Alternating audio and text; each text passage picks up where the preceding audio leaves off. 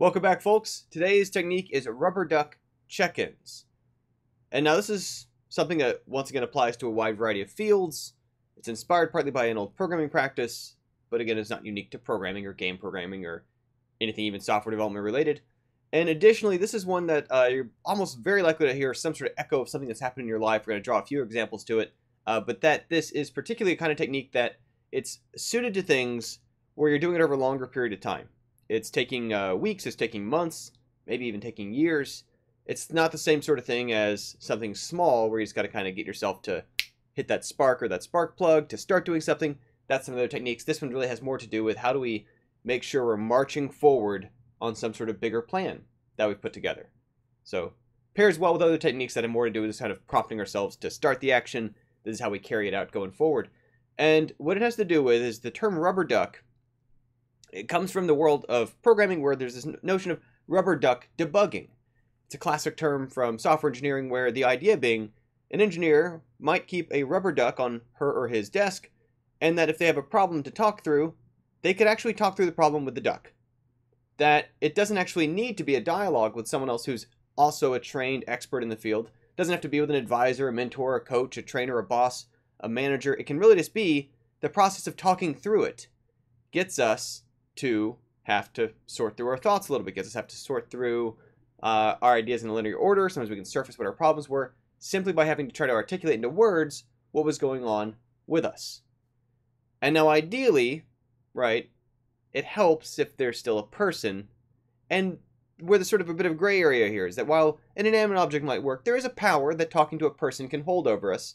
And so a lot of people's lives, their rubber duck may not be an actual inanimate object. It might be a best friend, it might be a coworker who's got nothing to do with their line of work, it might be a significant other, spouse, might be sometimes talking to their kid about it. Whatever it is, the idea being that it doesn't have to be someone who's an expert in the field to have value in the conversation about what you're working on.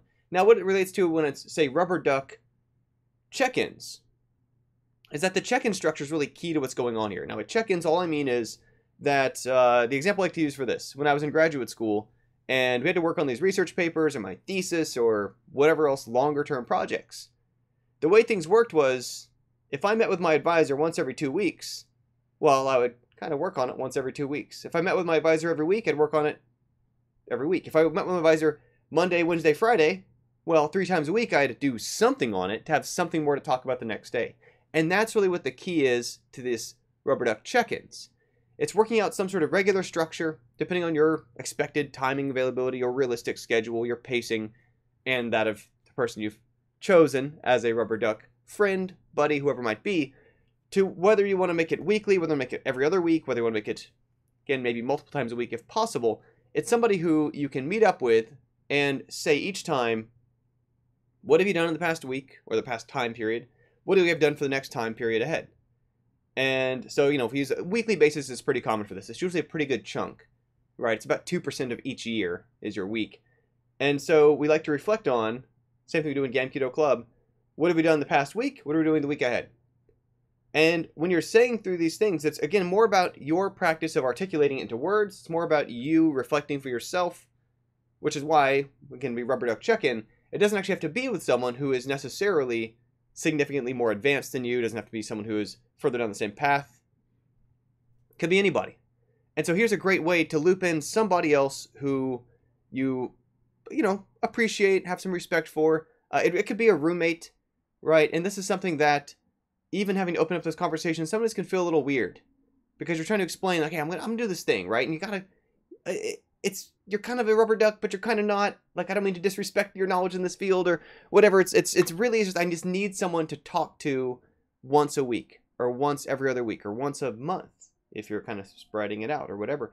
And it doesn't matter if you're working on pages for your book. It doesn't matter if you're working on songs for your next album. It doesn't matter if you're working on levels for a game you're going to develop.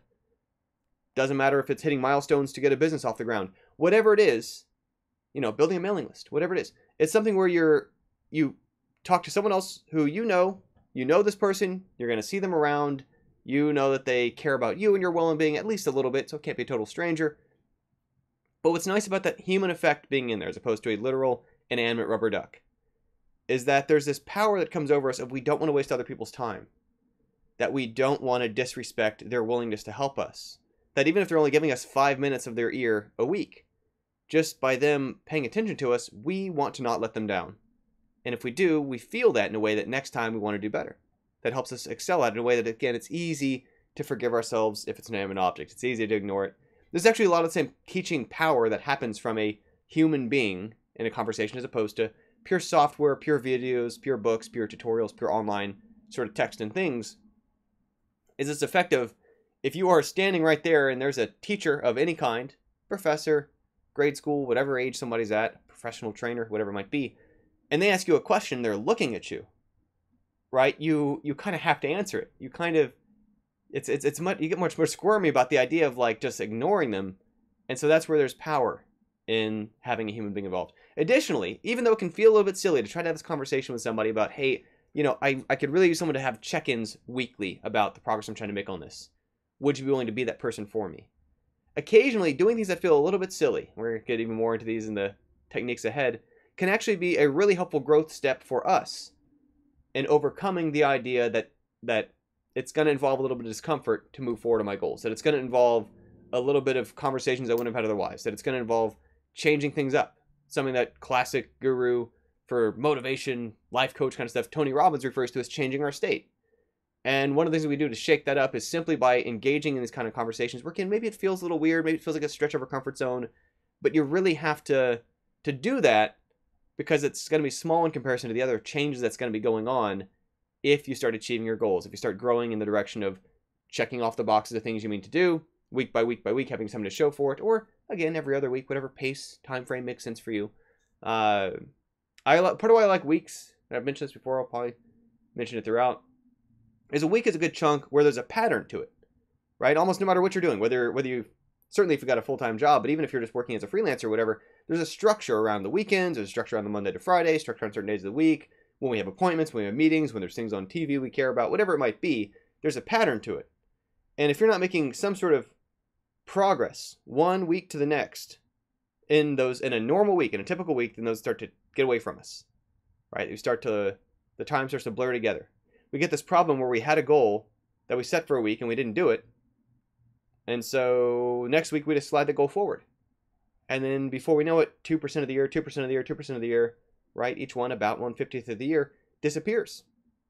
And so then the other tip I'm going to give for this is that as your own coach, as your own person passing yourself through this process of weekly, again, or whatever time frame, as ongoing, regular, repeating accountability, talking to someone else about what you did in the past time period and what you're going to do with the time period ahead, reflecting on what have I done, what am I going to do next. What I'm going to promise you is going to make a difference in how you frame the conversation from yourself is that if what you meant to do the past week looks exactly like what you're going to do the week ahead, or the month ahead, month past, whatever, don't just slide it forward. Don't just carry it forward. Don't just pick it up out of the bucket and say, okay, well, I didn't get to it yet. I'm going to do it next time. Because the same thing's going to happen. You're going to be in the exact same pattern. Nothing dramatic has changed about your life from the previous interval to the next. So instead, when you pull something forward, fragment it. Take it apart. Okay, is there a smaller step out of that I can do? Is there a piece I can do that's going to help make that easier, reduce the friction or the challenge of it the time ahead? Because typically, if we didn't get to it in the time period previously, it's because something else is holding us up. There's some hidden step in there. There's some hidden discomfort. There's some uncertainty. It's too big to bite off in the time period we've given ourselves. Whatever it is, don't just carry it forward to the next interval, right? We don't want to repeat. And we can hear this in ourselves if we say, okay, well, I meant to do this. I didn't yet, so I'm going to do it there. Fragment it. Cut a piece out of it. Cut out a slice that's smaller so that next time you can build up the momentum, knowing that this is not like you're all trying to make it all happen in one interval of time before the next check-in. It's building up towards increasingly bigger, longer-term things. And then lastly, a few sort of quick tips about formulating those notions of what you're trying to do in the week ahead. Because I used to run an email list for this where I had lots of people around the world sending me messages of what they did the past week, what they're going to do the week ahead. And so I learned a lot there about what was and wasn't working for people. And the first most important thing is that it has to be an actionable thing you can do. And this can sound almost so obvious. That's like, why do you have to say it? Because I've seen maybe a couple hundred people get this wrong, is that it can't be, I'm going to read more. I'm going to program more. I'm going to do more art for my game. I'm going to get more pages done on my book. That's not a useful goal because here's what to look for in it. I learned this from one of my professors. You can't measure the success of that. You can't tell me if you overshot it. You can't tell me if you fell short of it, right? Because it means that if you did it at all, if you write 2 words, you wrote more.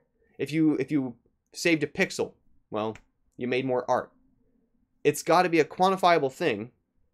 I'm going to draw 3 more pictures. I'm going to write 10 more pages that I keep in my book. I'm going to complete another song that's going to work on my album. Whatever it is, you've got to make it a concrete, measurable thing.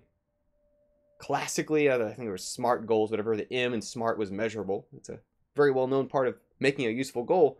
And that's going to also allow you to improve at developing your goals and estimating your own work habits better.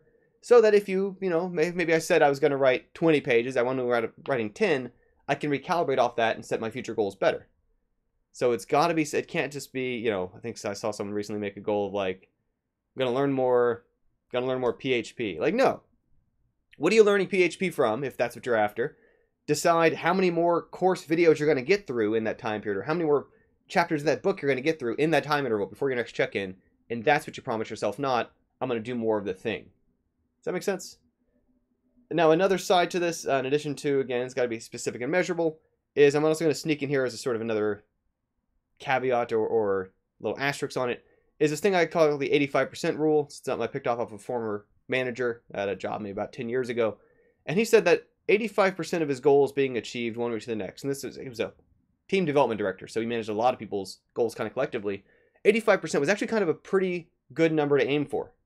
That if he nailed 100% of it, well, in that case, he has no idea how much more they could have done. He doesn't know if maybe he was falling way short, if he was dragging their feet, if he was just not pushing themselves to really achieve the things they're going for. If they got 100% of the goals done they meant to do, well, maybe they could have packed in twice as much. Who knows? You don't get any sense of that. So on the other side, if you're only getting 50% of your goals or 30% on a given interval, then it's fiction. It's imaginary, right? You're just daydreaming and not in touch with the reality of what are you actually fitting in, what are you actually doing, and the measurements become irrelevant. But about 85% is a useful sort of area to feel comfortable in. And I mention this partly because, again, like 15%'s a reasonable chunk, right? You can't totally hand wave it away. But to not feel like you're absolutely failing at it if you set a goal for an interval and fall a little bit short of it. If you set a goal for an interval, fall a little bit short of it, it's kind of all right. I mean, you don't want to intentionally set out to do 100 pages of reading and get 85 done and then check your box for I did exactly what I intended. But, it is to say that if you fall a little bit short of it, that can actually be an okay sign that you are stretching yourself one interval to the next. Does that make sense? To not make it feel like you have to write down or say or do exactly what it is. Speaking of which, and this is the last little piece for today's video about this Rubber Duck check-ins, where again, Rubber Duck's actually a stand-in for just some non-professional, someone who doesn't have to be a trainer, a mentor, teach, educator, whatever it is. It can just be a human being who you've made a personalized agreement with, every single week or every single month. I'd like to have a conversation on the first of the month or on each Monday evening. It could be a real short chat just about what I've done in the period behind, what my specific measurable goal is for the time period ahead, and that's all I'm needing from you, just someone to bounce that off of. So Rubber Duck check-ins. This last little bit has to do with the making of it external from ourselves. And this is another kind of recurring thing we're likely to thread into some of these other techniques. But that when something's in our heads, it's very soft, it's very nebulous, it's very easy to reform. When something's purely digital, it's very easy to ignore. Digital things compact down to very ignorable in our inbox, in our Trello boards, in our text files, whatever it is.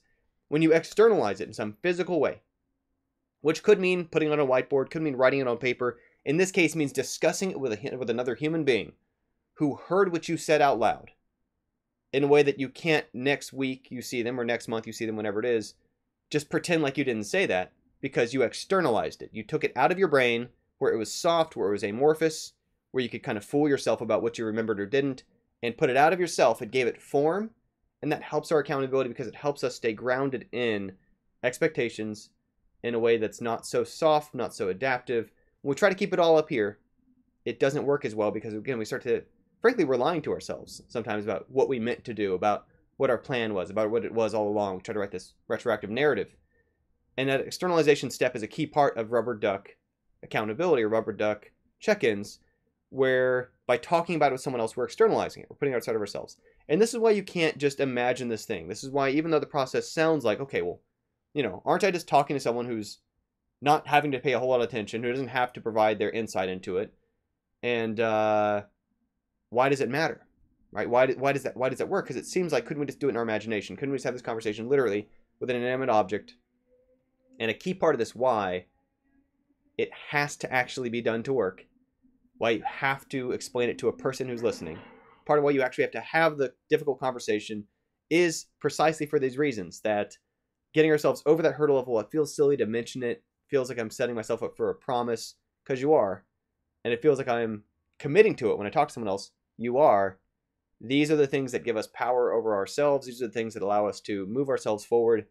And while it involves looping someone in, again, it can literally be anybody. It can be your friend. It can be, I'll tell you what, when I was starting my business, my current business, that's main source of income, it's something that when I was early on in starting the work, I literally had a best friend from my hometown who I hadn't talked to maybe in 5 or 10 years with any sort of significant regularity, who we just sort of made an email agreement of like, all right, once a month or whatever, I'm just going to send an email about what I've been doing and what I'm going to try to do in the month ahead to move this forward.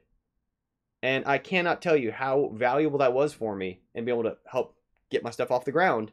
Just having someone where I could put the message out there externalized, knowing that a month later I would be following up with, here's what I actually did in the month behind, here's what I'm going to try to do in the month ahead.